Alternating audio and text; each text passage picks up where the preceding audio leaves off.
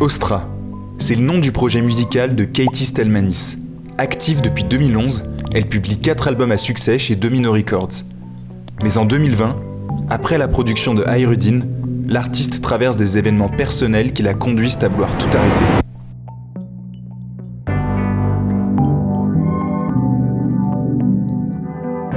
In 2020 was a really difficult year for me. Obviously the pandemic. I went through a big breakup and I had to move back to my home city, and then the pandemic happened, and then I put out a record, then had to cancel all my tour dates. So it was really like the life that I had sort of planned and built and worked for, just everything collapsed all at once in 2020. And that was a lot to deal with in the aftermath of that. It took a long time to try and visualize and see a new path forward, I guess.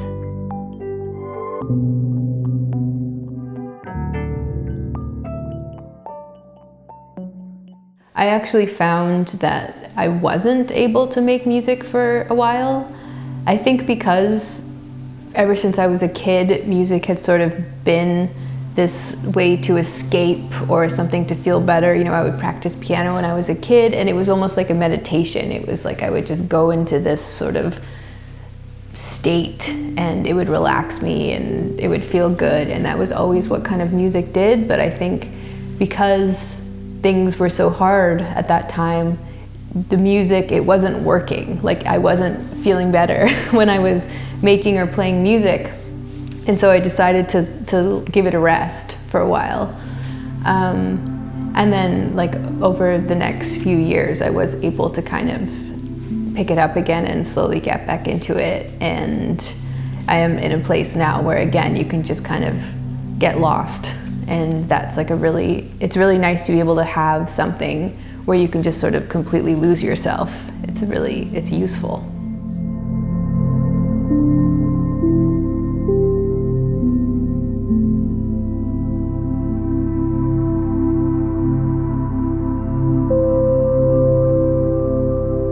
I sort of started to realize that a lot of the things that people associate with being happy, being very successful or having lots of money or all of these sort of material things, I noticed in my life that all the people I knew that had that often weren't happy. So I started to kind of think more about what does make you happy. And for me, I sort of just realized that it's not about kind of like the big long-term plans or ideas. It's really in the day-to-day. I think for me, it's what do you need to do day-to-day to be happy? And for me, it's a mix of seeing my friends and gardening and cooking and just all these little things that sort of put me in a good mood. I was like, oh, if I just kind of center everything around making sure I'm always doing these things, then nothing else really matters.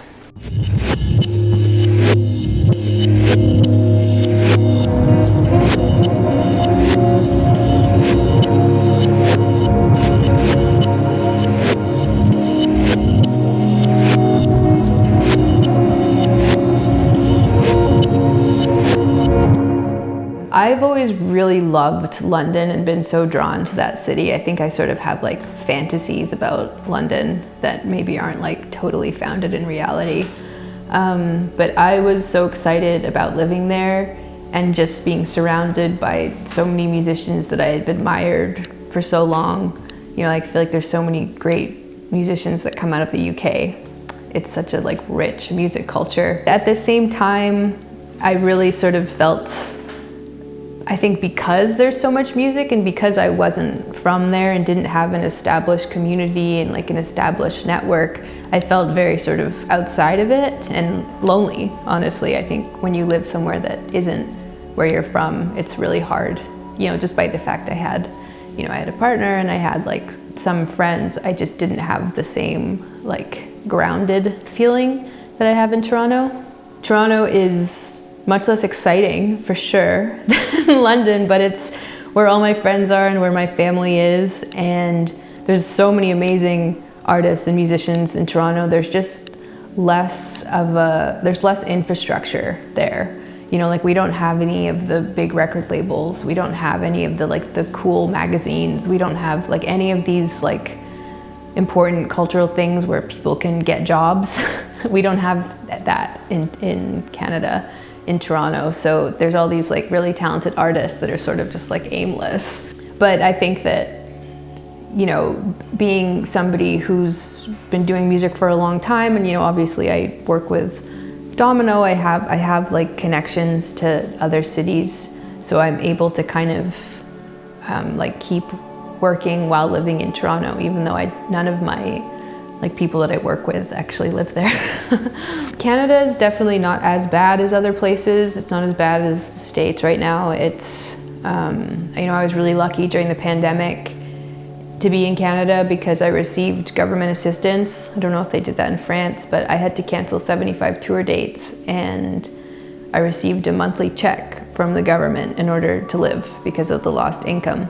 And I know that people in the States weren't getting that, and people in the UK weren't getting that, and like I don't know what I would have done without that, because I just lost all my work. So there's good things about Canada, but then of course Canada, you know, we're not far off. We have our like ultra right-wing movement as well in Canada. We have like a very dark history of, you know, colonization and residential schools. And I think, you know, people think of Canada as this like progressive utopia, but actually, you know, it's like built, we're basically like a resource extraction company.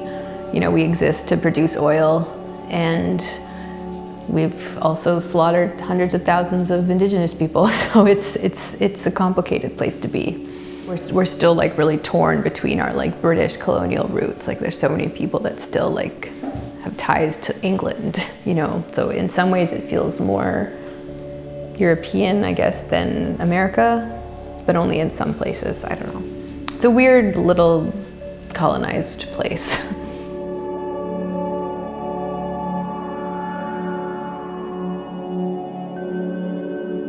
I grew up in like a really progressive queer community, I guess. Like when I sort of came of age, it was like a time in Toronto where there was just so much going on for queer people. There's like so many parties and so much music making, and it was so like ingrained in mainstream culture, where like living in that city, that when I started touring and traveling, it wasn't like a decision. It wasn't like, I'm gonna talk about this. I was just like, that was my normal life. Like we talked about it in our day-to-day.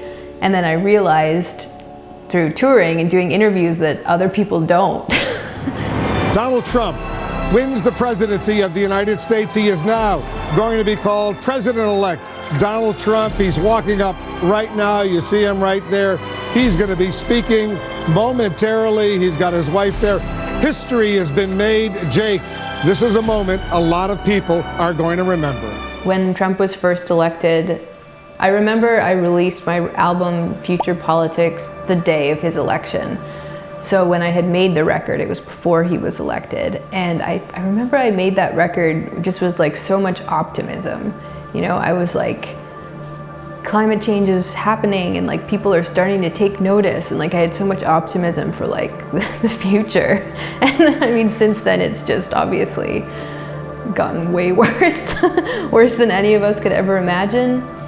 So I don't know how optimistic I feel now, but yeah, I mean, honestly, it feels like making music, it just feels so dumb sometimes compared to everything that's going on in the world. You know, I know that when leaders like Donald Trump are in power, and when, you know, there's a lot of instability, the first people, you know, the first thing that gets cut is the creative arts. You know, that's what loses funding first, is, you know, like the artists and all of these like government grants and all this stuff. That's the first thing to go. And so you know that if that's the first thing to go, it's like there's a reason.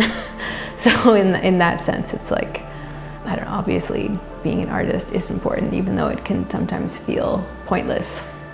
I have friends that make music that are often talking about how pointless it feels to make music when so many terrible things are happening. But then I listen to their music and I'm like, no, we need this. We want this. I want this so badly. And so I guess it's hard to kind of like feel that way about yourself and about your own work, but you just kind of have to fake it till you make it, I suppose, and just pretend.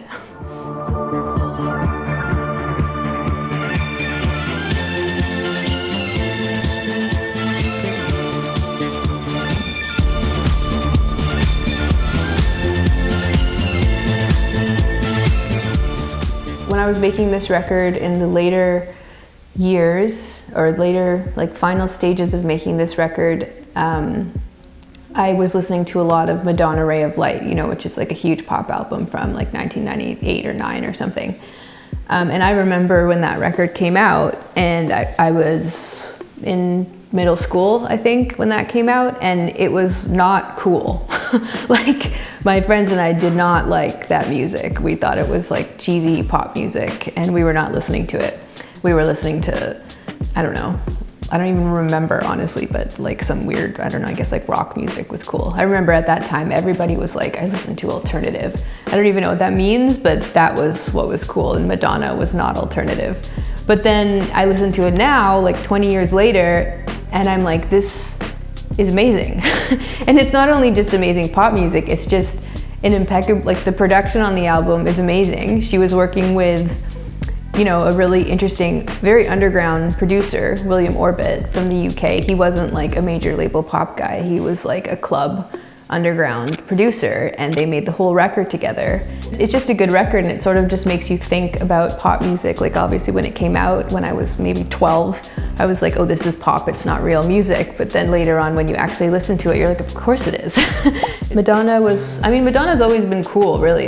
The problem was I was not cool, so I didn't understand. But I think that, I guess also when you're around for so long, you start to like, you know, I feel like coolness cycles in these 20-year cycles. You know how like right now, like Y2K is really popular.